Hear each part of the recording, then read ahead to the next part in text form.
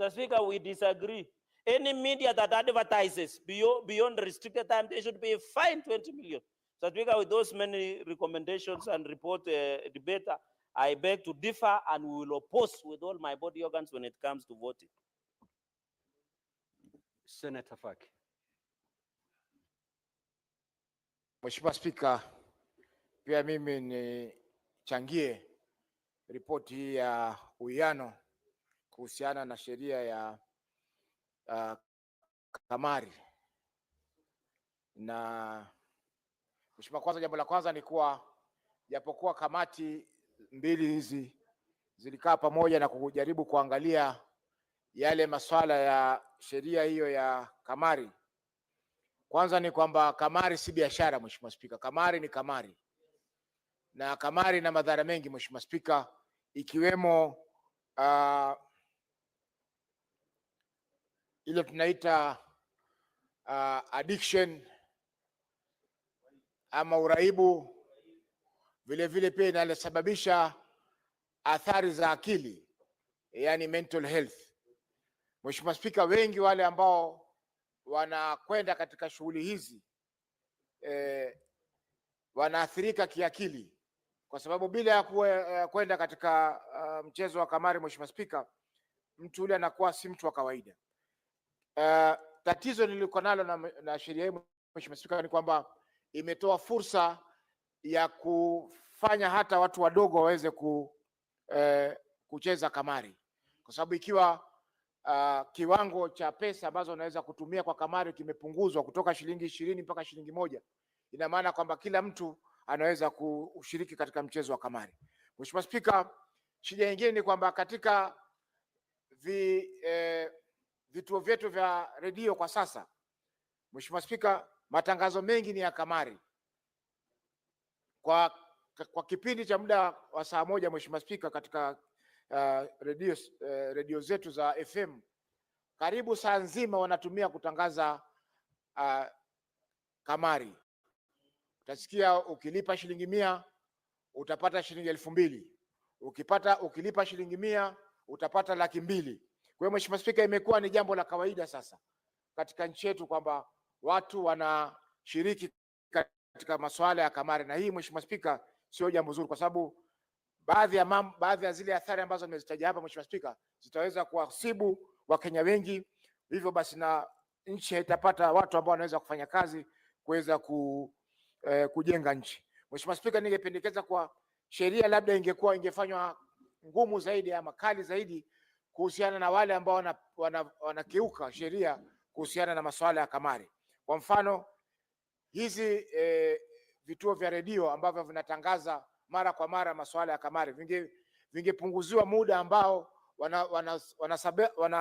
wanatakana kutangaza kamari hiyo, Mheshimiwa Spika, kwa sababu bila ya hivyo ina maana kwamba kila mtu ataingia katika mchezo wa kamari, na hivyo basi itakuwa sio nzuri kwa nchi yetu ya Kenya, Mheshimiwa Spika. Kwa hivyo shirika la communication, taasisi ya Communication Authority lazima iwe macho pia zaidi, Mheshimiwa Spika, ili kuhakikisha kwamba zile kamari ambazo zinatangazwa mara kwa mara ambazo zinaathiri watu wetu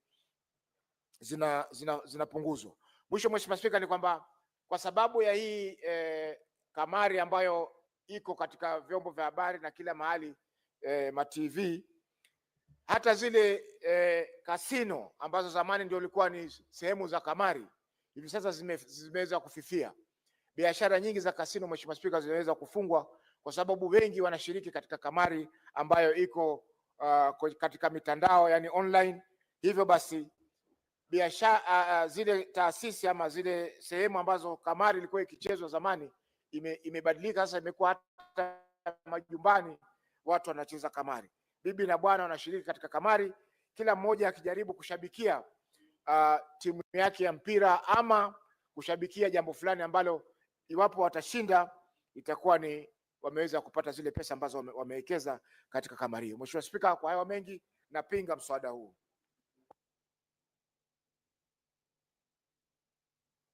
Senator Mungatana.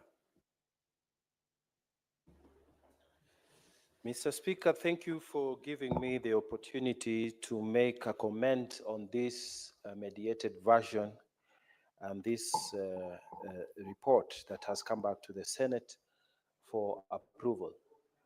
Mr. Speaker, I want to commend the team that sat down for this mediation process. On our side, we were led by our Senator and Chair of ICT, Senator Chesang, and we are grateful, Mr. Speaker, that some of the critical issues that we raised, some of the issues that were bringing disagreements between the two houses have been resolved.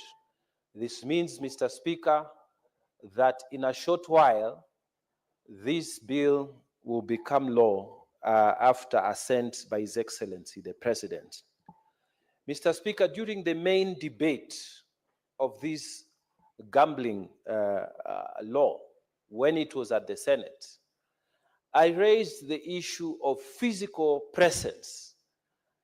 Mr. Speaker, you will find that foreigners are truly exploiting Kenyans, and they are doing it online, Mr. Speaker. Foreigners who are involved in gambling, they actually do something called grooming of potential customers who are Kenyans.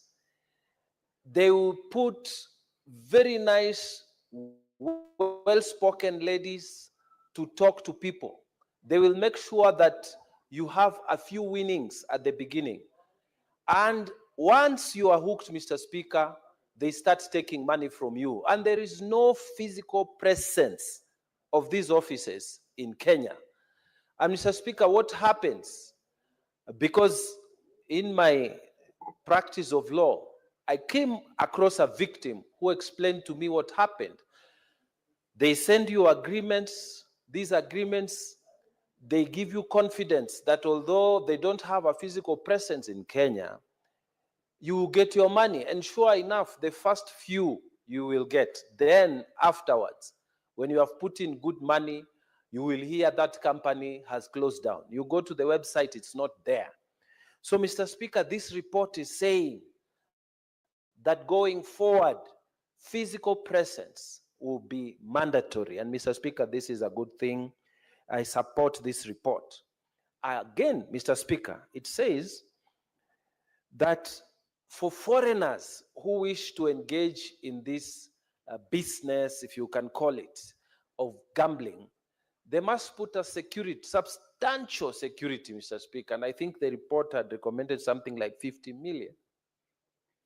This, Mr. Speaker, ensures that the potential victims, in case that gambling or online gambling collapses or closes down, the potential victims can actually go and secure at least to the extent of 50 million. Mr. Speaker, this is a good development. Because, Mr. Speaker, I'm aware that some of these online foreign companies that have been engaged in stealing from Kenyans, what they do, they set up business in, say, DRC Congo. They encourage a few people. Once the money has reached their target, they close. The website disappears. They come to Kenya. They do the same. They get, once they hit their target, the website disappears. So, Mr. Speaker, to require now that any gambling, especially foreigners who want to engage in this business, they must put a substantial deposit. Then, Mr. Speaker, this report is carrying the wishes of many of us who debated this on the floor of this House.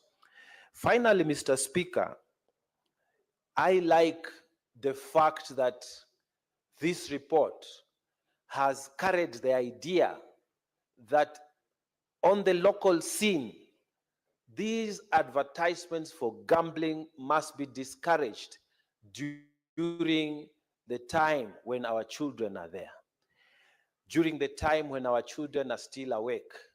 Mr. Speaker, when you travel to foreign countries, you would see that the time that these adverts for gambling, and I don't know, you will win what when you do what.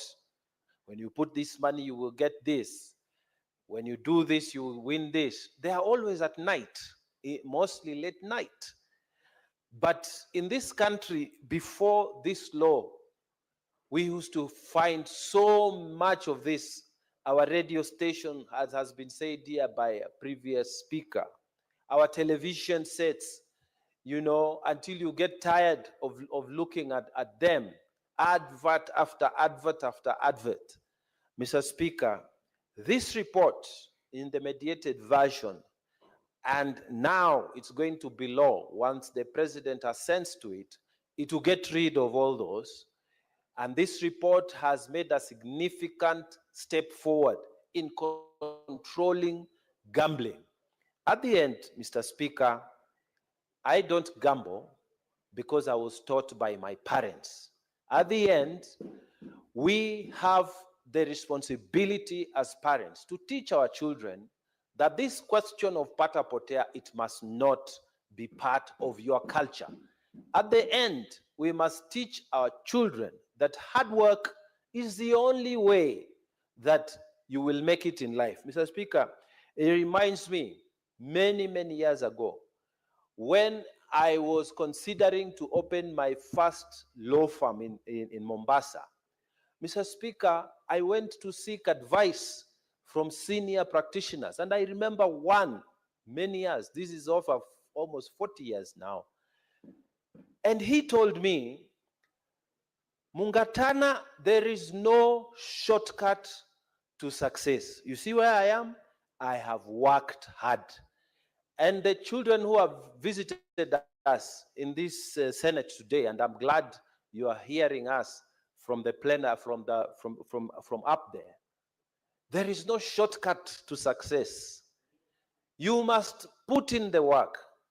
You see all these senators who are seated here, none of them will tell you, you will see their suits and their nice looks and what, but they will not tell you the story of sleeping late at night, moving with broken vehicles, spending nights in most uncomfortable situations, looking for votes, convincing people to sell their vision.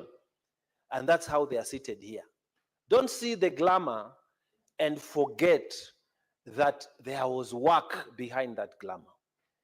The gambling culture is being spread on the belief that you will make it immediately. Anybody who tells you immediately, it's a red flag.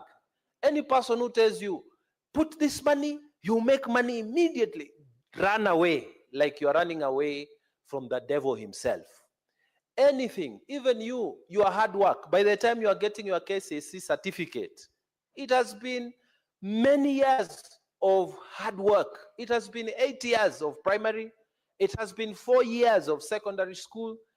Nobody told you that you put in a card or you put in a coin and you become a graduate of KCSE and now you're ready for university. There is no shortcut. At the end, we will make this law. I support this report, but at the end, the story is yours. The story is with your family. The story is your mother and father or your guardian. You must not gamble. Go and work. Go and work hard, and you will be successful to the extent that you imagine you will be in life. Mr. Speaker, with those many remarks, I wish to support the mediated version of this report and confidently ask the President to assent to it so that we can start regulating this gambling business. Let's not go back and forth on this matter.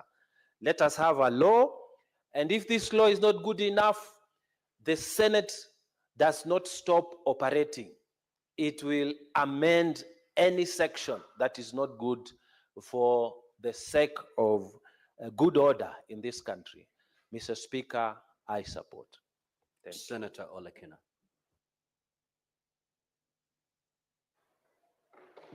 Thank you, Mr. Speaker. Mr. Speaker, I rise to propose this report on the Mediation Committee on Gambling Control Bill, National Assembly Bill number 70 of 2023. And I do so cognizant of the fact that we are living in a current environment where 90% of our youth are jobless, where we have protests on a daily basis, we have issues, social issues, mental issues, economic issues that we've not been able to address, that we are now seeking an escape route to live in an utopian world of get rich fast. Mr. Speaker, I was speaking to one of our colleagues here, and she said that one of our pastors in her village in Machakos collected all the offerings in the church, but instead of using it to solve social issues or to do God's work, he ended up gambling. Mr. Speaker, I've skimmed through this report. I've seen the areas which this House had suggested that be deleted in the bill. There's a reason as to why this bill ended up in mediation, and most of them have been retained. Mr. Speaker, this is not the time for us to encourage gambling in this country. I share the same sentiments with my colleagues who have spoken before me in terms of making it punitive for anyone to come and gamble this time. We must, first of all, solve our social issues. Mr. Speaker, gambling companies which make billions of shillings, in fact, billions of dollars, target vulnerable, poor societies, people who make 500 shillings a day doing manual jobs, to be told to gamble. Our radio stations, our TV stations are the easiest way to communicate. But instead of our own radio station taking more time to educate the public and carrying out public participation on the dangers of gambling, they are spending more time collecting revenue because they can share the profits. Mr. Speaker, I completely oppose gambling. I oppose this bill. And if my colleagues, if I was to convince you from both sides of the aisle, I would request that we rethink gambling in this country. Mr. Speaker, in America, and I lived in America for so many years, and I'm also a resident. When you go to certain states, gambling is restricted to a particular area where only the rich would be able to drive. In Colorado, Mr. Speaker, you'll find that gambling would go into the Native American reservation, where there's a city which is set aside just for gambling. So it's the rich who will go there. People who have made money until they have, I cannot use that word, but they have money which they can only just use it as they wish. Disposable, not even disposable. There's a word I wanted to use which is not parliamentary, but I cannot use. It's money that you don't really care about. You don't give a hoot on where that money comes from. Mr. Speaker, the biggest challenge we have in this country right now, which is attributed to gambling, is mental illness. In this house, we passed a law on mental illness and how to deal with it. The laws that we are discussing in this house, and I have no problem with passing legislation, but we have to pass this legislation. We have to discuss this legislation cognizant of what is affecting, what is ailing our society. Right now, there are so many poor people, and the only thing they know how to do is to gamble for them to make money. There are people who will make 1,000 shillings maybe in a week because there are no jobs available. But because they have been lured to a scheme where they can get rich fast, they gamble all that money, and then they end up doing what? Sitting down looking at their kids in a table where they cannot eat. Gambling increases crime in a country, Mr. Speaker. Today, Mr. Speaker, we have our children in this parliament. They are looking at us. The same children who come here to listen to us are the same children who we do not understand now, because they are from a different generation than the one we come from. They're the Gen Zs. We don't understand the language they speak. But instead of us taking the lead and guiding them, we are here discussing about amending laws and saying how good these laws are to gamble. We are not teaching them. I like what although I don't associate myself with a lot of sentiments of my brother from Tana River, but I like one thing that he said, that to the children, know that we will not always tell you what we go through to be able to wear good suits. Some of us, you might look at us and you think, oh, this person is about 60 years old, and he's merely 20 years old. But it's because they have sleepless nights. They don't sleep. You know, they're always up at night, working. They have 10 jobs. Then you just see them here looking smart, sharp. You know, you don't even know what they're suffering from. So, Mr. Speaker, I want to beseech my colleagues here that it is not time for us to be passing this legislation to be able to support people who are already filthy rich, who are already collecting so much money. It is time for us now to think seriously about how do we end all these problems? How do we reduce crimes? How do we ensure that we have created jobs for our youth so that they don't end up in the streets? You know, these regulations that we're talking about, now in a devolved system of governance, where the Constitution allows county governments to be able to develop laws to collect certain taxes. This, unless there's uniformity across board, you will find some other counties who are culturally sane will say, we will hike and put so much money to be able to save their citizens. But others, because of interest, business interests, they'll make it even very cheap. Pay 5,000 shillings and you can have a gambling license. So, Mr. Speaker, sir, I oppose this. I think the exposure to the youth at this particular time, when we are facing a lot of social issues, joblessness, should not be to gambling, but should be to working hard to making money. You know, our country is so good. Our country, you can only compare our country with other developed nations. But sometimes, even if we are passing through, the word is leapfrogging. Even if we leapfrog, sometimes certain things, we cannot just say you are born today and tomorrow you can be able to walk. But because of technology now, there are certain things that we don't need to go through the entire industrial revolution process for us to be able to manage how to do it. But in this country now, we have to remember that that process of industrialization is necessary because we have 47 counties which are completely different. So, Mr. Speaker, I oppose it. I think when you look at across the world, there are countries which are not stable. But those countries are the same countries, I think one of my colleagues who was speaking, are the ones who set up gambling websites. They lure people to gamble there. And then before you realize, in fact, the first one, you are told, hey, take some little money. And you make some little money. You get addicted. You get addicted. Before you realize, you cannot even think straight. I think the only gambling that I can be able to say, it's one that can be allowed in this country is in the stock market. Because at least in the stock market, you're seeing there's a company here, Safaricom as an example. Yesterday, I was reading somewhere that Airtel has now surpassed Safaricom in terms of their customer base. You know, when you are told invest in those companies, gamble in those companies, there is something where you know you'll be watching your stocks rising on a daily basis or going down, which is life. But where you're putting in and you don't know whether you're going to get money to buy a loaf of bread or even a cup of tea. No.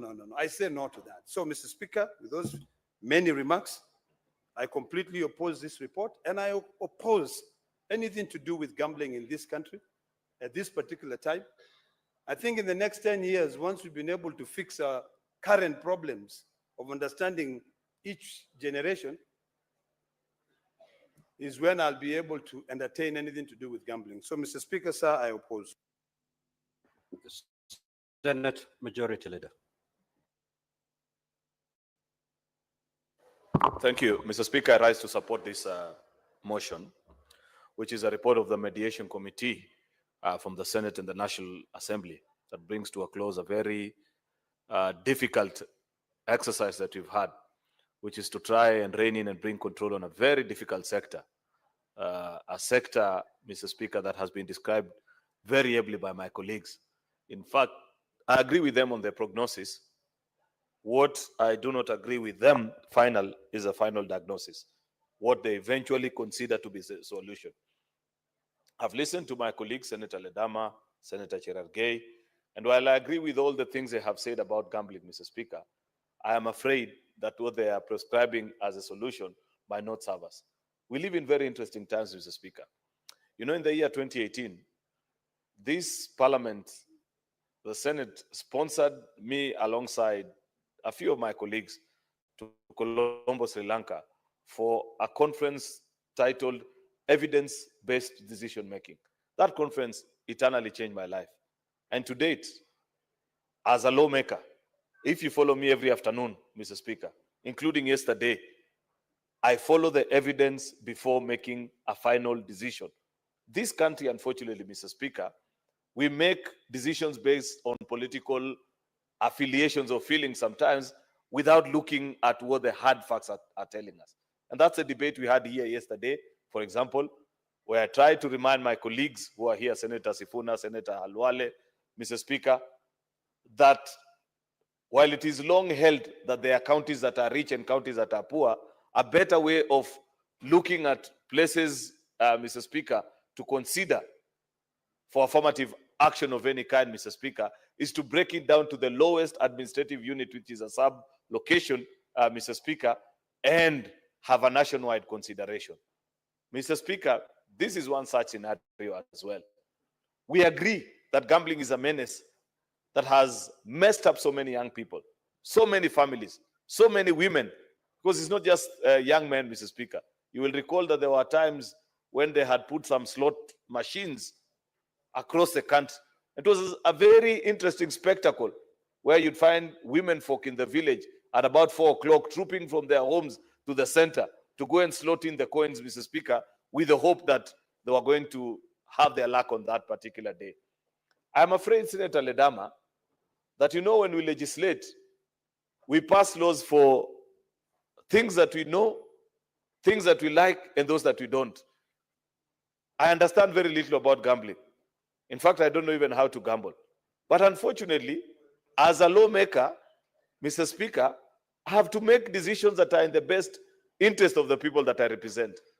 Rift Valley, where I come from, Mr. Speaker, is a mecca of bettors.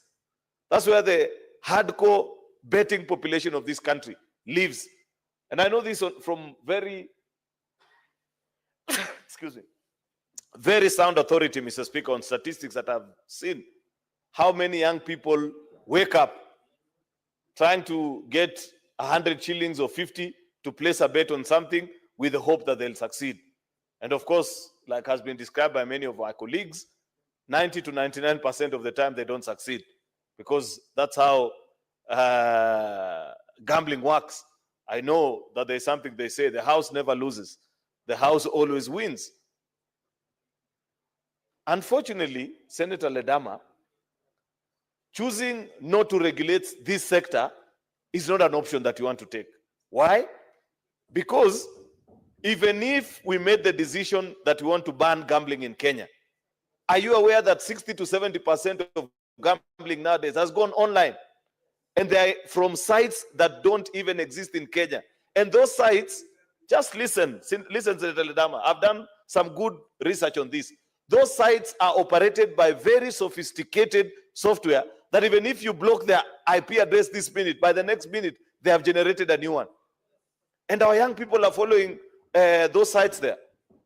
So we must think of ways of how we will regulate this sector, because unfortunately, banning or choosing to close our ears and eyes and saying that this is not allowed in our country, Mr. Speaker, is burying our heads in the sand. We live in a digital world. Unless we want to say that we block the internet, perhaps that's the only solution that remains. But as it is today, Mr. Speaker, the unfortunate and the hard reality is that we have got to find ways of bringing order to this sector. Countries all over the world continue to grapple with this. I took time, actually the former ambassador to Kenya from the UK. Yes, I don't mind. Senator Olekina, proceed and inform Senator Cheriot. Thank you, Mr. Speaker. Mr. Speaker, I appreciate the fact that the majority leader began his debate by giving us a history of what led to his style of debate, evidence-based. Mr. Speaker, when it comes to the issue of evidence-based, it is imperative to remember that as a country, what we need to remember is that our national identity card number is the one that unites us. There's nothing that stops us, majority leader, from ensuring that when you, for every transaction that you use, either online, to confirm any money, you have to use your identity card number. In fact, nowadays, when someone cons you, so long as you can get the identity card number, you can find a way, and we need to be able to find a way, Mr. Speaker, and this is what I'd like to inform the majority leader, that we can use that identity number to block you from doing any other transaction. In other countries, Mr. Speaker, where gambling is restricted, the moment you try to gamble, you're asked to put your national identity number or your driver's license number. If you go to Australia, before you enter a club, and they know you're not supposed to enter a club when you're not 21 years old, you give out your ID number. In a club, they run it through to make sure whether that ID is legit or not. Nothing stops us from ensuring that this website that the majority leader is talking about, that if you block this IP address, even the IP address is a problem, ensure that everyone, any transaction which is done in the Kenya space, even if the site is in Germany or America, requires you to put in your ID number. And if you put in your ID number, if you're not over 18, or if it is gambling, it blocks. There are ways around it with technology and AI. Senator Ledama needs to spend time with these young people to understand what I'm telling you. Those sites are not hosted here in Kenya. They are not designed here in Kenya. Therefore, you cannot determine for them what information they require from the people that are placing bets on those particular sites. They make payment using cards, ATM cards, Mr. Speaker, and sometimes on mobile money. Therefore, it is not possible, Mr. Speaker, to do what Senator Ledama is proposing, because I know for a fact, Mr. Speaker, that these online platforms that are taking away most actually of the gaming revenue, Mr. Speaker, away from this country. And that is another discussion we need to have all together. Because second thing, Mr. Speaker, in the administration of the gambling space, Kenya and Tanzania took two different paths. Kenya decided to treat it as a social ill that needs to be regulated. And therefore, they imposed a sin tax on it in the form of an excise duty, meaning that every time you place a bet, Mr. Speaker, there is tax deductible, just trying to dissuade people from participating in it. And that is what has led to a lot of traffic going offline, away from the dominated, away from the regulated online betting spaces in Kenya, Mr. Speaker. Tanzania, on the other hand, chose to be facilitative and appreciated and said, while this is a social ill, they treated it like just any other social ill. They say, something must kill a man. For you, it is gambling. For another person, it is drinking. And therefore, they said they treat all of them equally. And as we speak today, the level of business that operated in Kenya has gone down, while in that particular part of the country, it has increased. That is point number two. Mr. Speaker, I do not think that Kenya made the wrong decision. I believe years down the line, Tanzania will regret that particular decision. And therefore, on that one, I agree that as a country, we must find ways of inhibiting the gambling habits of the people that participate in that particular space, Mr. Speaker.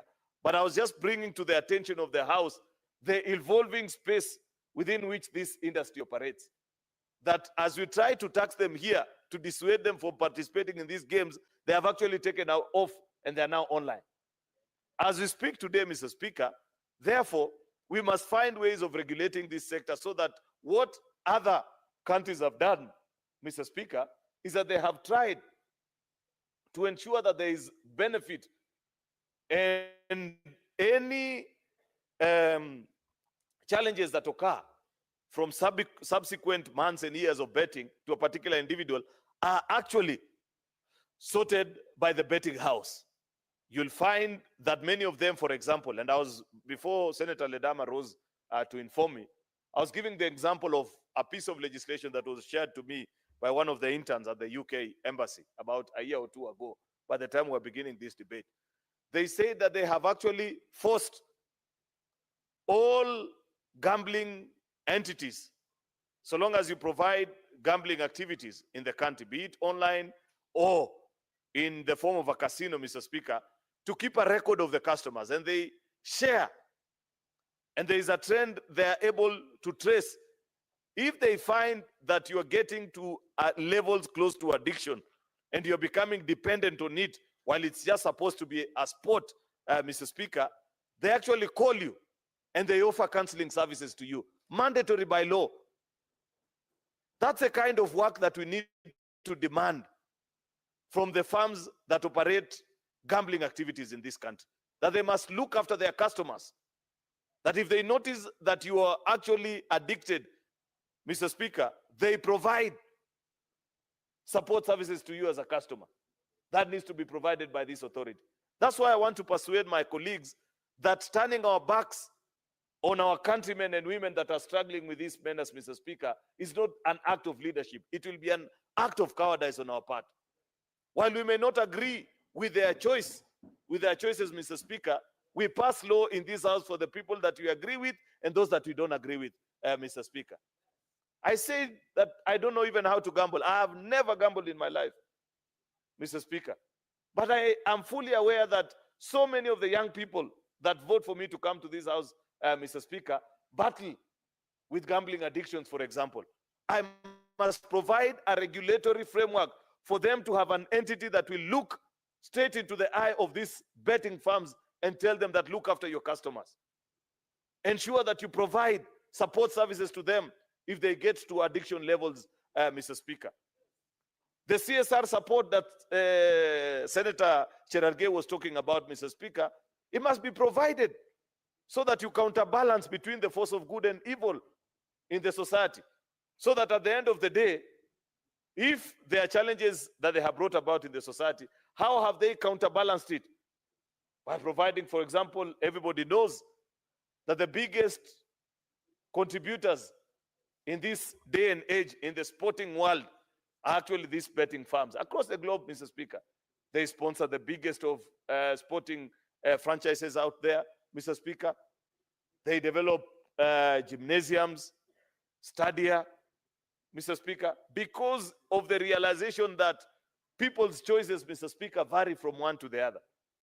Therefore, I want to urge my colleagues that while looking at this particular topic, Mr. Speaker, that let us be mindful of the fact that this is not a simple decision that you can just make and say, we choose to look away. What we need to is first, you need to have an authority. I think, I don't know what it is called, the current regulator, BCLB or something. I think it's just a department in one of the offices here. You need an authority that has representation from almost all spheres of society, Mr. Speaker, including even religious institutions. Those who will have the courage to sit in that particular board, Mr. Speaker, so that when you set the tough conditions, Mr. Speaker, the firms live by the rules, they play by the rules, and we protect many citizens that continue to battle and struggle in this particular space. Therefore, Mr. Speaker, I want to urge colleagues that have taken time to read through this report. I appreciate that it has been a protracted battle between the Senate and the National Assembly, their perspective of things. Mr. Speaker, there are many things we had included including taxes that we proposed. If you remember, we had actually proposed something akin to a sin tax to ensure that we dissuade young people. But unfortunately, when these people went to the mediation, it was dropped, because I know National Assembly will never agree to any tax proposition coming from the Senate. Of course, the matter was not even given a chance. I knew that proposition, Mr. Speaker, had the chance of a snowball in hell the minute he left this house, so long as he was going to get to the National Assembly. Because they don't view this for what it is.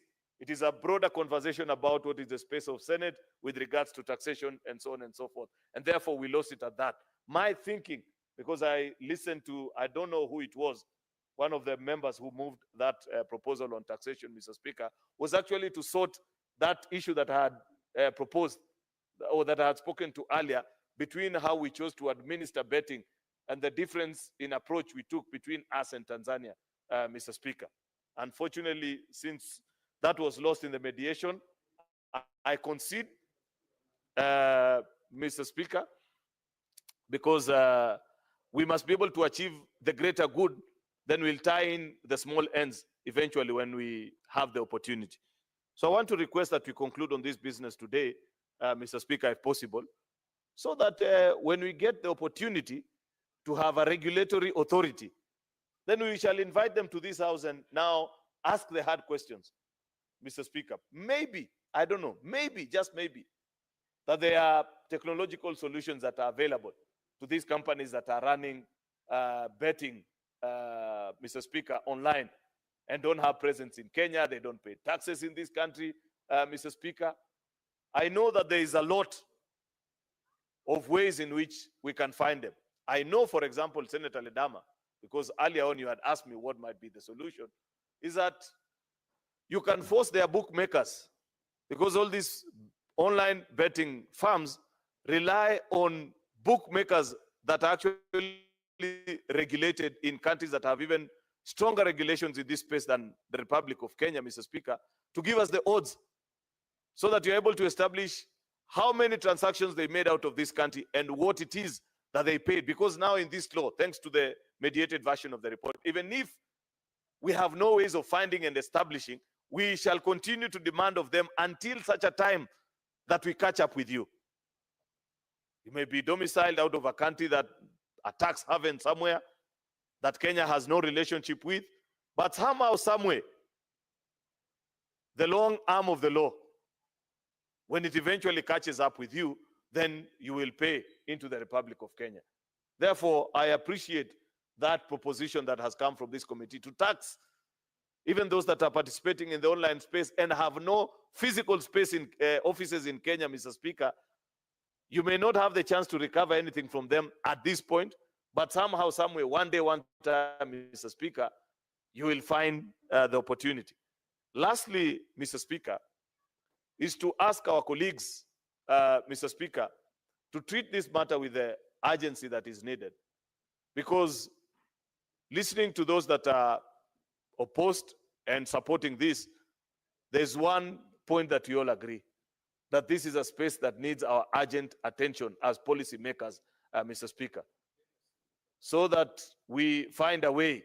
Senator Ledama is proposing that we create a city akin to Las Vegas, or the one for China is called what? Macau. But that will only work for those that operate on casinos, Mr. Speaker. What about those that participate on these in the online space? What will you do to them? Like I have said, there's no way of stopping them, Mr. Speaker. Therefore, I want to urge Senator Ledama that let's create the authority first, then the rest follows. With those many remarks, Mr. Speaker, I beg to support and thank the colleagues that did a lot of work in bringing this report before the House. I thank you. Thank you, Majority Leader. And it is good that you declared you've never participated in gambling. But I'm just wondering, is sending fare a gamble?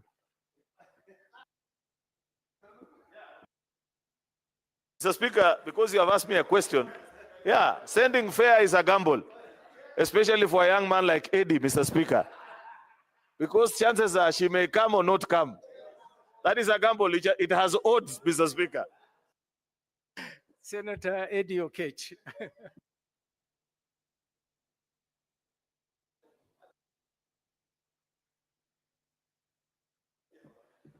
Uh, Mr. Speaker, I want to thank you so much for giving me this opportunity. You know, Mr. Speaker, for the first time I've seen a situation whereby you invite Senator Cherio to give a comment on what the Speaker has said without ruling. And Mr. Speaker, this issue of fair, I'm looking at the eye of the majority. He looks very, very annoyed when he raises the issue of fair, although he's smiling, but he's burning in the inside. It seems like he's fair. He has gambled a lot with this fair to the extent that he wants. But on a more serious note, Mr. Speaker, let me just share a few ideas or thoughts on this gambling thing. And actually, Mr. Speaker, right from the start, I want to say that this is something I seriously oppose. And I totally oppose it for a variety of reasons. I was actually in the mediation team, and I was very clear that this is something that we should not even be able to entertain in our country. Because something like gambling, Mr. Speaker, happens in the context of a society. And every society have got different challenges with how gambling manifests in it. A democracy as strong as the United States, Mr. Speaker, had a serious gambling issue in the latest years that we have seen in the last 20 years, to the extent that, Mr. Speaker, that despite that the United States is actually a 200 years democracy, they have really struggled with the issue of gambling. Because there are a number of vices that come with gambling that, Mr. Speaker, cannot be commensurate with the benefit that you come with whatsoever. In fact, in 2018, I had just left the United States 2 years before that, when the conversation about gambling was going on very strongly. And Mr. Speaker, in 2018, there was a Supreme Court decision that declared sports gambling in what we call Murphy versus the National Collegiate Athletics Association unconstitutional, to the extent that this was a case that was looking at sports gambling and the vices that was being among young people in the United States. And the fact that the United States had, even as a city where we call it Las Vegas, where you can actually go and do gambling there, and some sort of regulations that are within states that allows for resources from gambling to be able to enable those states raise some revenues without necessarily taxing people, or rather adding more taxes on people, and then do very specific services to those states. For instance, where you find originals who are in the United States, who we call the Red Indians, their communities must have been left behind in some inequality issues around economic development that has happened in the United States. You might find that some gambling might be allowed in those quarters, just so that you can raise resources to enable them be able to deal with those services that their communities need. But other than that, Mr. Speaker, the overall issues and the overarching issue of gambling, Mr. Speaker, becomes a very complex thing to maneuver, even in advanced economies that can be able to monitor those vices like the United States. And Mr. Speaker, the question here is, this particular mediated version is very heavy on the opportunity for our government to raise taxes. But Mr. Speaker, when you look at an industry like gambling, this is what you call regressive taxation. Regressive taxation, Mr. Speaker, is where the amount of money you'll be able to collect practically from an activity such as gambling will continue dwindling, going down, but because you have given it an element of law to exist, the amount that are being earned from that particular vice by people who have invested in it will continue to be abnormal in terms of their exponential growth. So therefore, you can never use gambling as a place to target tax revenue. Because it's one thing that if you allow, it has got what you call negative externality. When you allow it to happen in your economy, you cannot control where the revenues are going to come for the owners of those businesses. So then it goes without saying that other vices that are going to be there will always cost the government more in terms of dealing with them. Mr. Speaker, for instance, if you allow gambling and you're making, for instance, you're making, let's say 4 billion for purpose of conversation in terms of taxation, and then you go an industry that goes to about 800 billion Kenya shillings, and you're only taxing 4 billion because it's regressive. And then while you're doing that, you find a society where young people are not employed. Young people don't have technical ability to go to school because they are adapted in what we call compulsive gambling. Compulsive gambling is where other behaviors have developed in your entire population, where kids from secondary schools and primary schools start gambling behind the scenes in the black market. You don't have control because they can be able to afford mobile phones. You don't have control of their behavior. They start gambling. And then this is starting to impact their education, starting to impact their concentration in school, starting to impact their behavior in terms of even starting to steal from their parents to go and gamble. What about a society where the poorest people, who are not even in the middle class, are not going to start focusing on their work, but instead spending more time gambling? You see, this will have a ripple effect in the society when you look at their total productivity factor. Mr. Speaker, you yourself in your office employ a number of young people who have just come from college. If they get captured in gambling, and then after they've been captured in gambling, they don't pay attention to the work you've given them to do, what is the impact in their productivity to what they're supposed to do for you as a Speaker of the Senate?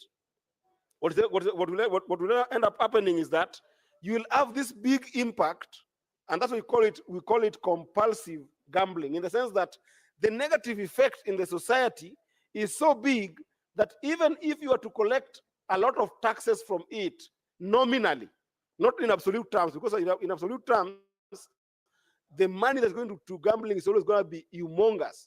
It's always going to be exponential compared to the money that you end up getting into the taxes. Now, why do we collect taxes, Mr. Speaker? We collect taxes so that you can be able to, as a government, provide services to our people. Now you're in a situation whereby, Mr. Speaker, you are competing between the money to give roads, the money to provide water, the money to provide affordable housing, the money to provide SHA, and then you now have this population of young people who have developed other vices, including mental disorder in the society, Mr. Speaker, that now as a government you must spend on. That's why we call it both a regressive tax. You're going to collect a relatively small amount of money compared to what is in that industry.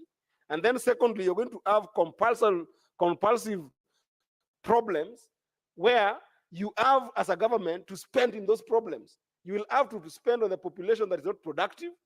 You'll have to spend in the population that is becoming, having mental disorder. You'll have to spend in the population that is facing problems of selling their assets and becoming poorer. So you're getting tax that is regressive. It will never help you.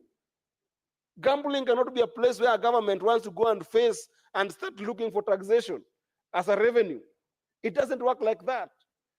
In fact, if we had got stronger counties, Mr. Speaker, then this gambling thing could have been left for county legislations, where counties see it possible that we are going to have this particular form of gambling or level of gambling to provide a certain service for on-source revenue, not even as a substantive tax, but for on-source revenue, like what is happening in the US, where states, especially those who have got red Indians who are struggling, are allowed to collect some form of revenue from very limited and very restricted gambling activities. And in very restricted areas like Las Vegas, then you help the society, Mr. Speaker. Why are we as legislators seeing this bill passing right in front of us and we let it go when this is something that will have a ripple effect? Mr. Speaker, you will see the level of growth of gambling companies when you pass this bill. Everybody, including politicians here, Mr. Speaker, which is one of the biggest problems that the United States is facing, China is facing, bigger countries are facing of political crime, where politicians are going to enhance corruption. It's going to work the same way you are seeing sometimes some mushrooming petrol stations, where even in neighborhoods where they've got residential tickets, people opening up petrol stations as a way of sometimes hiding some funds. That's an easier problem, Mr. Speaker. A bigger problem is being able to allow for this bill to pass and make it even easier for people to have gambling licenses, Mr. Speaker. Because there is no way to monitor a gambling activity apart from just the revenue metrics, which is what we are putting here, to be able to look at what revenue has come in and what can we be able to get from that revenue. Mr. Speaker, this will be a conduit, a place for the political class to even hide money, a place for money launderers to hide money, a place for criminals to hide money. Surely, the Senate of the Republic of Kenya, Mr. Speaker, that has been seen for the last 3 years when the country has faced tempestuous moments, when the country has faced a lot of challenges, we have seen as the house that brings back sobriety in this country. When Senator Cherargei gets up to speak on matters of national importance, matters that concern the nation, Mr. Speaker, the country listens. The country trusts the Senate. The country trusts the Senate above the National Assembly. The country trusts the Senate above even the executive, above the county assemblies, above the Council of Governors when it comes to issues of national significance, Mr. Speaker. I know for a fact of women who have faced a lot of problems, Mr. Speaker. Senator Mogeni, what is your point of order?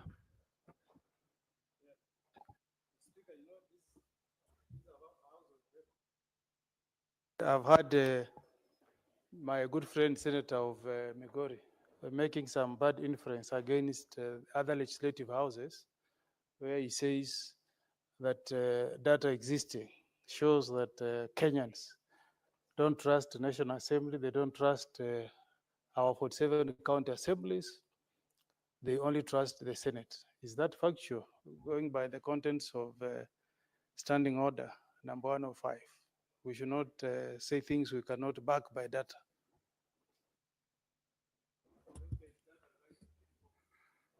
Senator Eddie, what did you imply by that statement?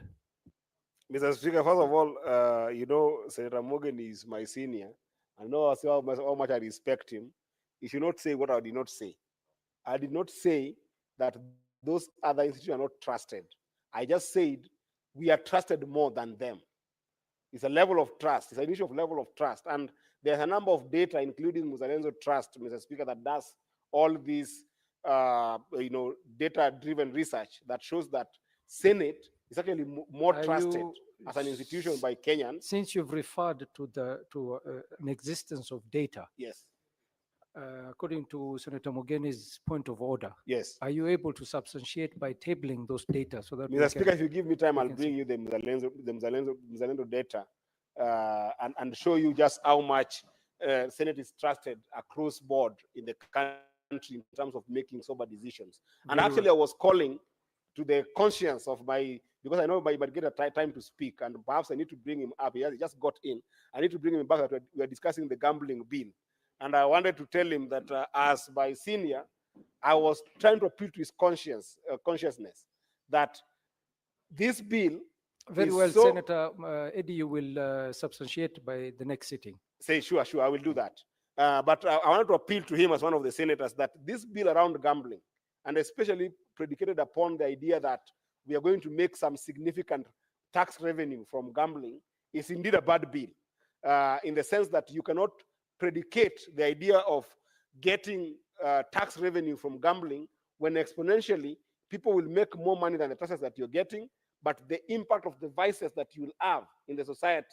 I was giving the senator example that in my own community in Migori, there are a number of cases that have come to me of people going through depression.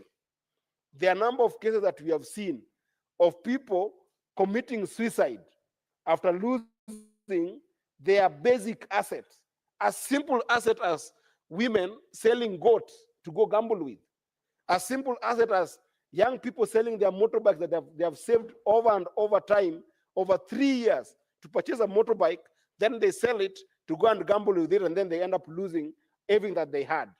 The impact is so big that if it's not only for mental health disorders or in places whereby we have got suicidal cases where people have killed themselves actually because of this gambling problem, it also even furthers crime, Mr. Speaker. Because in a situation whereby a young person or even any other member of the society has lost their assets, have lost in this gambling, and even in some cases they have lost their jobs because of this gambling problem, what happens where somebody has got the mental stamina not to commit suicide? If they have lost all their assets and all they had, Mr. Speaker, what remains for them to be able to survive is to go into criminal activities, Mr. Speaker. And we see these vices over and over in the society. So, Mr. Speaker, I know there's temptation to try and regularize this bill to make it look like we're going to have a framework that will make sure that we encapsulate the entire gambling industry into a tax bracket. But I think that this is one of those areas that will dissuade us not to be excited about as a country, as a place to be able to get taxation, because that taxation is regressive in the one hand, but most importantly, even if you're to collect as much money from it, you can never be able to use the same taxation to deal with the vices, the impact of the vices to have in the society. Where you are competing to be able to build roads, you will now be competing to build roads and to deal with the issue of mental disorder in the society. Where you're competing to build roads or to bring water with the same taxations, you will now even have another problem that you're not only dealing with giving people water, but also dealing with the crime that will come in the society, Mr. Speaker. But I can see that politicians might be excited about this because it is also an avenue for some dubious politicians. I'm not saying any particular politicians, but there are potential for dubious politicians to take advantage of this bill and have mushrooming companies for gambling, so that it becomes a conduit for money laundering by the political class and other people who are outside of the political class, Mr. Speaker. This is something that I believe that as a House, we must be bold, we must be courageous, we must remain solid, we must be distinct in our decision as a House, that despite the fact that this bill has gone through a mediated process, this is a bill that we must kill as a House and make sure that we don't give a license to auction the future of our children. We don't give a license, Mr. Speaker, to auction the health care of our children, Mr. Speaker, by making sure that we now enable an avenue for serious mental disorder. And if we must consider as a country and be competitive in terms of looking at gambling legislations, Mr. Speaker, then I would wish this House the courage, because we are the House that is established under Article 96 of the Constitution, that is supposed to protect devolution. Let us then enhance the legislative capability of our counties to be able to handle things like gambling bills, so that it is customized, that we only make sure that we don't touch into the unconstitutionality of gambling allowance into the country. But with regards to giving certification and legislation to operate and regulations, Mr. Speaker, why can't we, as a House, pass a bill that will enable counties to be able to determine this as an area for raising resources for specific services? Not all services, Mr. Speaker.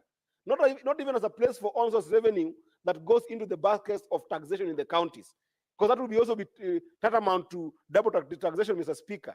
I would wish that we just come up with a legislation that allows counties to be able to look for those specific gambling activities in those counties and specific areas of gambling in those counties and specific taxation that is county level oriented, and it goes to specific services, after which you don't take it to the entire CRF of the county to deal with the entire on-source revenue issue. But as a national law, Mr. Speaker, I can assure you, having looked at the impact of gambling in countries that have made strides, countries that have got both the fortitude not just the mental fortitude, but social fortitude to be able to deal with the vices of gambling, like the United States, like the countries in Europe, like in China, Mr. Speaker. Having looked at the infrastructure that they've put in place to ensure that gambling doesn't collapse their countries, Mr. Speaker, we cannot afford to see this bill pass this House. And Mr. Speaker, I will work very hard, and I know there are some senators here who are very, very, very solid in terms of championing for, being able to whip people around. We will work very hard to make sure that, even I'm seeing Senator Sigais in the House, we will work together to make sure that we mobilize ourselves against this bill, that this House will not allow it to pass in this House, so that we make sure that gambling as a vice does not percolate in our society. Otherwise, Mr. Speaker, you will start seeing with, these Gen Zs that we are now seeing not having employment opportunities, Mr. Speaker, they will find themselves that gambling is the only option that they must go to, and they're going into that gambling without money in it.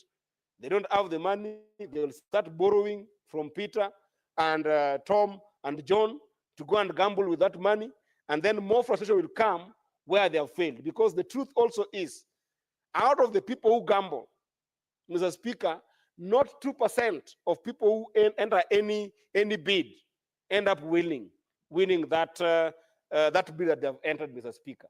So it means that when you have got a sort of young people who don't have employment, a sort of young people who don't have economic opportunities, a sort of young people who don't have opportunity for income generation, you leave them into trouble, Mr. Speaker, by allowing them to have alternative as only gambling, Mr. Speaker. I strongly oppose this bill, and I hope that my fellow colleagues will join me in making sure that it doesn't pass this House. I thank you, Mr. Speaker. Thank you, Senator Eddie. Senator Crystal Asige, and I do apologize for the fault on your consul. We were not able to see your name. Thank you very much, Speaker. I appreciate that, and for the opportunity to speak briefly on the mediated version of the Gambling Control Bill. Speaker, first of all, this bill came through our committee, where I sit as the vice chair, which is the Labour Committee. And when we were considering this bill before it even went to mediation, Speaker, I, as a member of that committee, opposed a lot of the provisions that are in this bill. And also because the spirit of gambling, for me, Speaker, is not really a legislative endeavor. It, I feel, needs to be thought about more in a philosophical way. Speaker, across the world, you will see that, even this title, I find it to be a bit of a juxtaposed kind of a title, because it says gambling control. I don't believe that you can control gambling. And the world over, Speaker, you will see that there are countries who have either allowed gambling to happen or have completely refused for it to happen in their economies. But those who have tried a middle ground, like we are trying right now, have not been able to control gambling, as it implies in this title of the bill. Speaker, I think that we need to remember that prevention is better than cure. And a lot of the time, I have seen in this House, as well as our twin house in the National Assembly, look at problems in our society as something that can be legislated in black and white. But unfortunately, there are a lot of gray areas when it comes to gambling. I like what the previous speaker has said, which is that gambling follows vices. And I believe, Speaker, that that is the case for us here in Kenya. Because if you look at any reports or any pieces of data or research, which I have, because I have interacted with this bill before in our committee, you will see that gambling follows quite specific vices in this country. Gambling is always targeted to vices such as abuse of alcohol and drugs. Gambling will target those who have vices around addiction of some kind. Of course, sports, Speaker. It also follows vices such as pornography, which nobody has spoken about here, or I haven't heard anyone speaking about the same. This is what gambling companies will always target, especially those who are online. They will target people who are into entertainment or sports. They will target those who are into drugs and alcohol. They will target those with any kind of addiction. Mental health as well has been spoken about here. And they will target those who watch and enjoy porn. Mr. Speaker, there are reports as well that we saw when we were looking into this bill in our Labor Committee, which show that in Kenya, some of the highest usage of the internet lie in those very topics I have just mentioned. It's the top 10. In the top 10 are entertainment, sports, shopping, but in the top 3 is pornography. And Mr. Speaker, if we don't address these issues, the vices themselves, then we will never be able to control gambling. That is my fear, Speaker. And recently, in the last few months in this House, as I said, we keep legislating things that are the symptoms and not the actual core root of an issue. Recently, Speaker, we were trying to legislate around fundraising in churches and the like. And there are members in this House who actually said and opposed that bill because they said, how can you tax or try to regulate fundraising without looking at the reason why Kenyans feel like fundraising is their only hope to get through their problems? When somebody fundraises for a sick relative, we must not regulate the fundraising. We must ask, why does this person feel like the health system has failed them?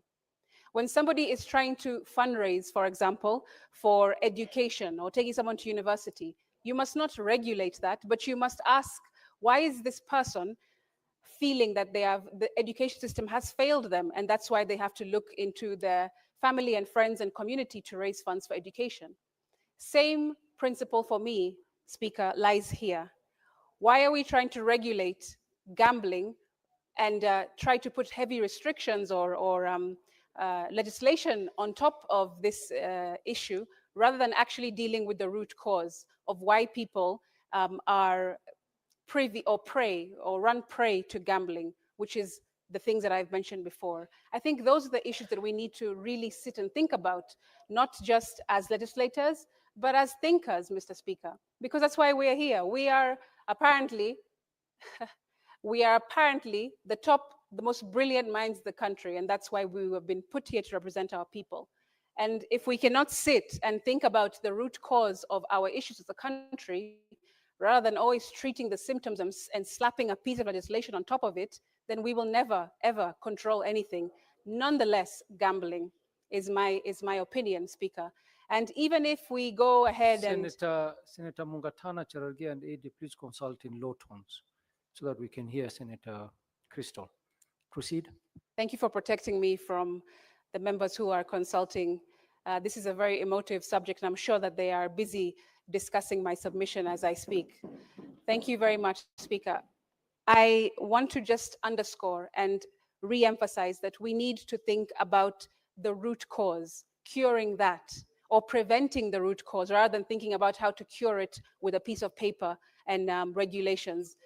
Speaker, even as a creative, let me speak from the perspective of a creative.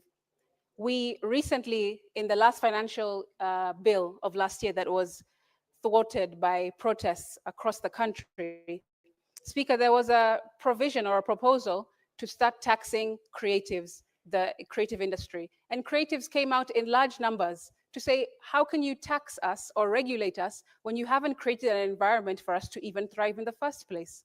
What are you going to tax out of us? Creatives said.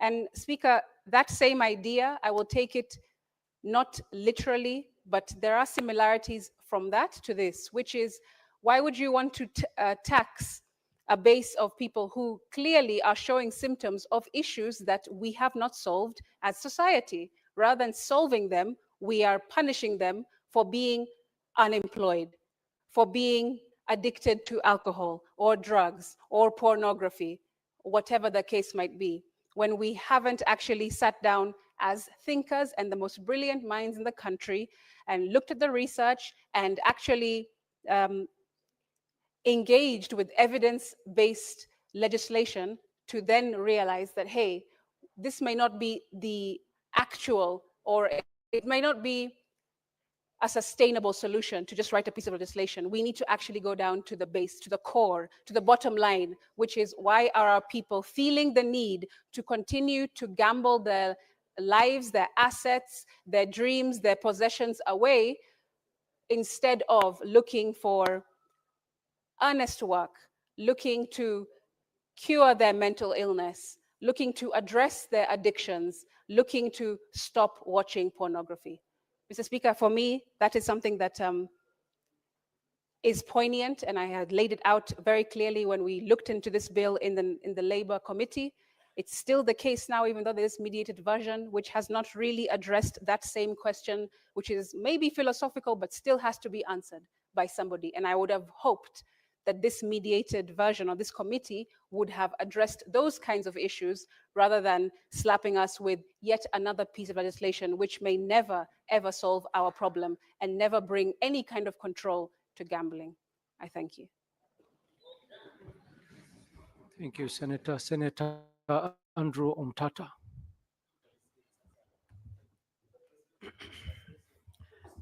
I'll be very brief and presidential.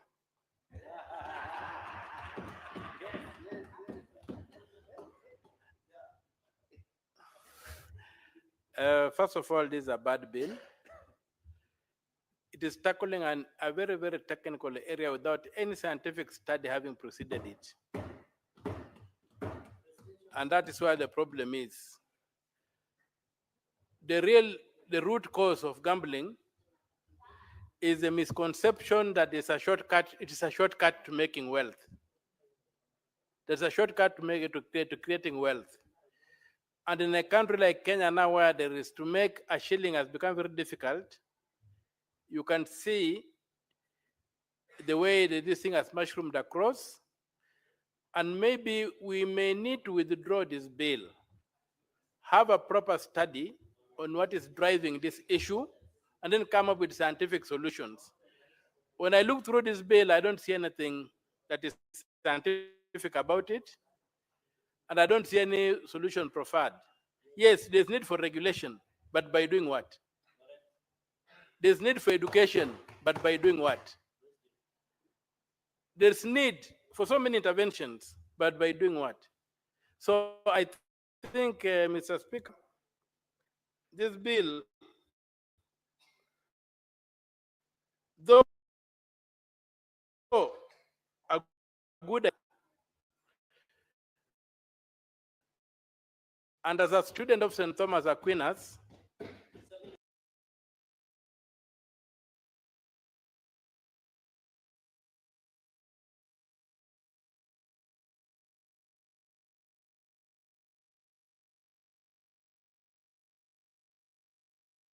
if something is worth doing, it's worth doing well. This bill is badly done, though we need an intervention in the problems facing us with gambling, but this bill is not the solution. Mr. Senator Mungatana did not support the bill. He recognized that there was a bill, but I didn't say he did not support it. He recognized that there was a bill. And for me, Mr. Speaker, in the absence of a serious study, we are really groping in the dark, and we are likely to make a bad situation worse, thinking that we are doing something to improve it. So I would say that this bill be withdrawn and a proper study be conducted by the state.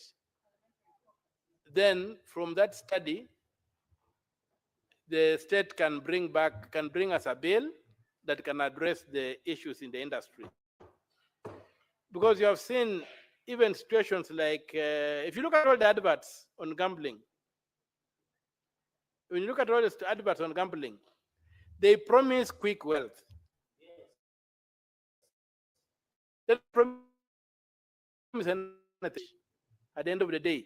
As they say, leo hustler, kesho sonko.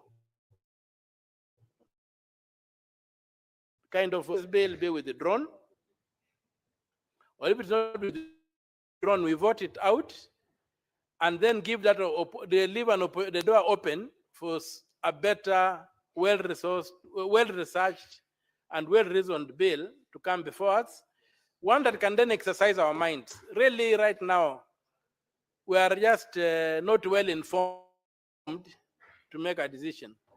And with those few remarks, Mr. Speaker, sir, I personally reject the bill. Thank you.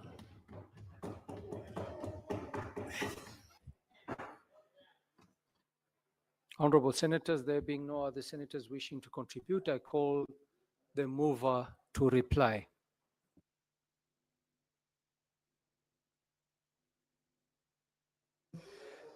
Thank you, Mr. Speaker. I would like to appreciate the following colleagues who have contributed to this bill: Senator Cherargei, Senator Faki, Senator Mungatana, Senator Ledama Olekina, the majority leader of this House, Senator Aaron Cheriot, Senator Eddie Okech, Senator Christopher Sige, and last but not least, the Honorable Senator Okia Omtata. Mr. Speaker, on behalf of the mover of this motion, the Honorable Senator Chesang, I would like to echo largely what part of the sentiments by the colleagues who've talked into this bill, to the extent that we are living in a global society, Mr. Speaker, and we will not bury our heads in the sand to say that gambling and betting related activities do not happen. It might be a tall order to say we will largely manage to regulate the process, but Mr. Speaker, we must start from somewhere. And where we are is the beginning of that decision to try to regulate and to try to make it at least be something that we can speak about and regulate by making sure that this law passes. This law, Mr. Speaker, is not only about the National Lottery Act of 2023, that this law speaks to it. We've got so many other regulations. And what the amended version of this, or rather mediated version of this law, Mr. Speaker, is trying to achieve is to enhance. Mr. Speaker, could you kindly protect Senator me from... Cherargei, allow Senator Sige to make his submissions. Thank you, Mr. Speaker, for that protection. You're distracting him. What I wanted to say, Mr. Speaker, is that what we are desiring to do in this mediated version of the bill is to ensure that we strengthen the regulation, the penalties that are going to be meted upon those who, for instance, participate or be involved in activities gambling without the license. For example, Mr. Speaker, we have in the mediated version of the bill enhance the penalty in form of penalties or fine that one can be imposed to over 3 million Kenya shillings and 5 million Kenya shillings, which is an improvement from what previously existed, because without any fine or any penalty, of course, Mr. Speaker, no one will see any reason to be deterred from conducting activities gambling without the license. Mr. Speaker, earlier on, the Honorable Senator Cherargei, which is what I wanted, and I'd like to take the opportunity to correct the misrepresentation that the particular timelines within which, not timeline, sorry, but the amount that one can bet on is not 1 shilling. In fact, the committee, Mr. Speaker, enhanced the amount to Kenya shillings 20 as a means of ensuring that whoever participates in gambling must be someone who would obviously be someone of age, because if you reduce it to Kenya shillings 1, every other person, including young children, can access that amount and can gamble with it. And Mr. Speaker, in terms of the timelines that the bill provides for advertisements by the media houses, 3 p.m. in the night and 5 a.m., that serves the purpose that the Honorable Senator Cherargei and the rest of my colleagues who said that we regulate, because if we don't do it, it's still going on, and we are living in a global society, Mr. Speaker, where although we would want to discourage as much as possible our young ones because of mental effects of gambling and also the consequences that comes with it, we cannot run away from the fact that this is a global thing that other regimes have attempted to regulate, but have not been able to. This is an opportunity that we've gotten, and although we have not been able to ensure that we get to the right situation which members would have desired in terms of regulation, it is an attempt that going forward, we have enacted a law that will give us a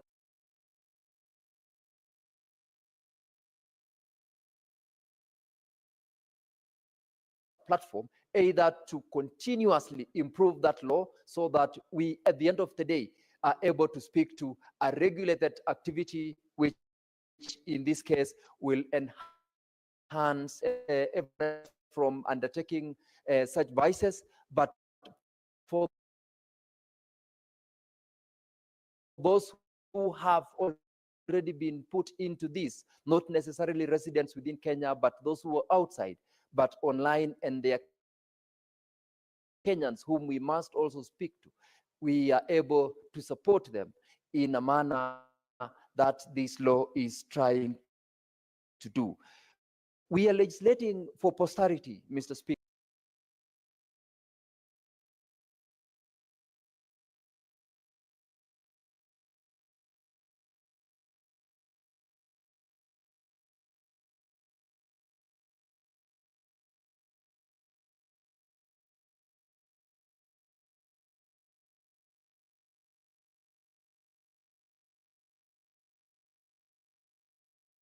Merely because we've got to do it, such that even if we are not supporting gambling, there must be a law in place, and that is exactly what we are saying. Notwithstanding our differences, our challenges with this particular activity, we must urge the honorable members of this House to support it, and for those improvements that we are saying we need to make, it gives us a room to amend the law, and in the process of amending the law, we also been affected by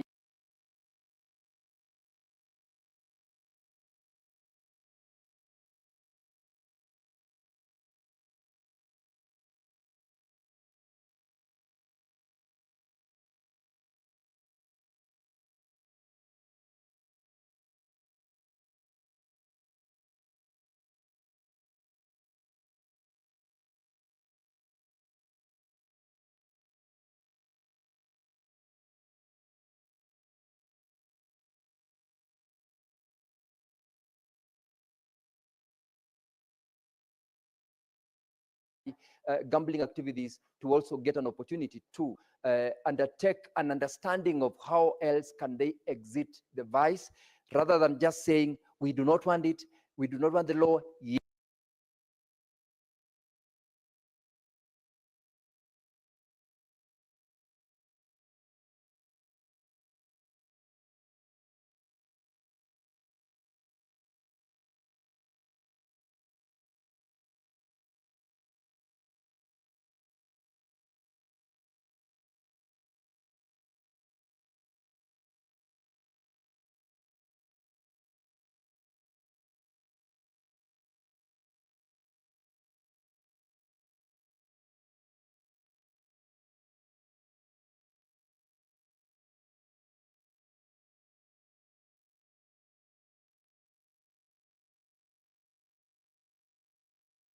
Yet the law, or rather gambling in itself is existing, it's cutting across, and it cannot be ignored. And that is why I want to encourage members to support. And Mr. Speaker, I thank you.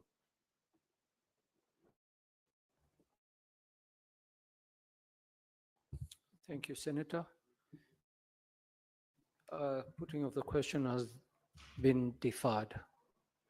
Looking at the order paper,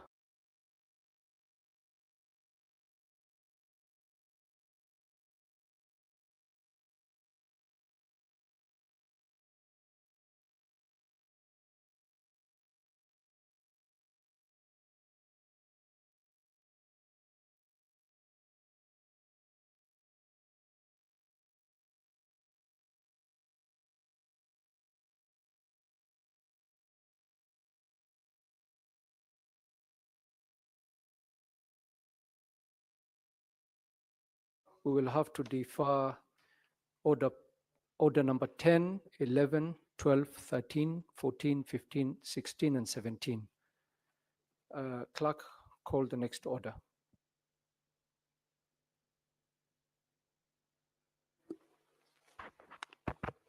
Order number 18, the county government's additional allocations. Number 2 bill, Senate bills number 8 of 2025. Second reading, resumption of debate. Senator Mungatana, I think you were on the floor of the House when this matter was being debated. You have a remainder of 12 minutes to continue with your submission.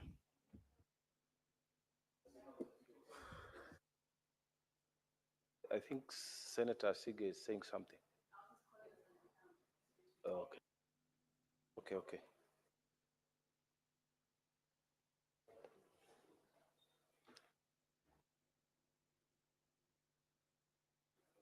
Thank you.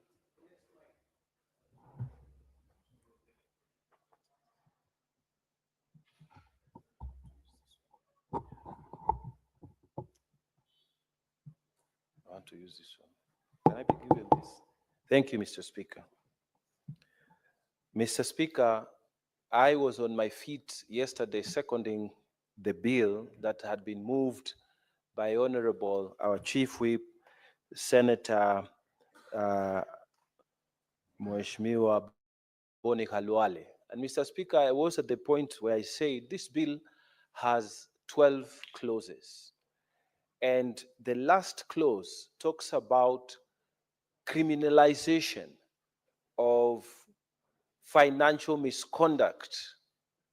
And this is criminalization of those officers who are told, Senate has given this schedule, and you are supposed to abide by this schedule so that the counties can get the money on time, and they don't do it, and they don't have any consequences. Mr. Speaker, I was saying, as I second this bill, that it is my hope and sincere hope that in this financial year that we are starting, when these violations are gross, then the responsible officers who delay the funding of counties, Mr. Speaker, who refuse to follow what the Senate has said as far as funding of county timeously is concerned, there will be criminal consequences for them as envisaged in this county government additional allocation bill that we are passing today. Mr. Speaker, those who are listening to me, they must know that in the Senate, we provide three main ways in which we fund county government activities. The first one is the equitable fund, the equitable share that comes to them. The second one is the equalization fund that we have passed, and we were debating it here yesterday, and we're waiting to vote on it. And this is the third one, where we pass the county government's additional allocations that are supposed to go to the county government. Mr. Speaker, in these additional allocations, we have two main categories. The first is the unconditional additional allocation. And these ones, the funds that come from the unconditional additional allocations to the counties, they come from revenues that have been collected from the courts and the court fines. When any county passes its laws and there is a contravention of those laws, the counties are supposed to put fines on those people who contravene their laws so that they can generate wealth. This money is collected and is put together, and when we pass here, every county is given its share. So I needed to say this very quickly, that counties that have not developed their own version of city courts, because like here in Nairobi, we have what we call city court. In the city court, when you are found by the county askaris that you haven't paid your licenses and all that, they will take you and fine you there, and you pay, so that the county government then creates a source of fund. I'm saying this to all Kenyans and to all county governments. Please develop the court systems in your counties, because there are counties that are not supporting the collection of these revenues. And as a result, Mr. Speaker, you will find very little money coming as collection back to the county revenue fund. Mr. Speaker, the other issue that is under this, that is the unconditional allocation of funds from the from this bill. This one comes from the 20% revenues of the royalties that have been collected across the country. Mr. Speaker, we want, and I want to use this opportunity to request that all the counties that have minerals and other resources that come from the ground, which can be mined, we are asking the minister in charge of this, the Honorable Hassan Ali Joho, to do what he can within his powers to make sure that these resources are developed. And I'm saying this, Mr. Speaker, because in Tana River County, for example, when the minister took over, he said that the gypsum mining in that county is not controlled, and he suspended everything. And Mr. Speaker, what that means is that there's no gypsum mining activities going on. Now, if the minister does not create a framework in which that mining can go on, then it means the royalties that you are expecting to get from this unconditional remittance of funds back to the county will be reduced. So I'm asking through this platform that you create the regulatory framework and help the people of Tana River to get back to that resource exploitation in an organized manner, because it was not very organized at the beginning, and that's why we supported your move to suspend the mining activities. But we want to go back, because this is one of the sources of unconditional transfers of monies back to the county. And Mr. Speaker, there is another problem at the Treasury, which we are asking the minister to also look at. Treasury, for a very long time, keeps on giving excuses when it comes to remittances of these 20% royalties back to counties. You will find that it becomes very difficult, for example, for Taita Taveta County,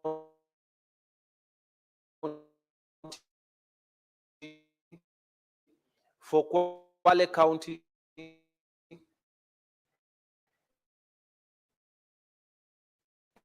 even for Tana River County, to access the county. These are the coastal counties that have mineral resources. And Mr. Speaker, you will find that Treasury continuously creates hurdle after hurdle. Even when we have passed it here in the Senate, and we are saying 6, as we pass this law, we want to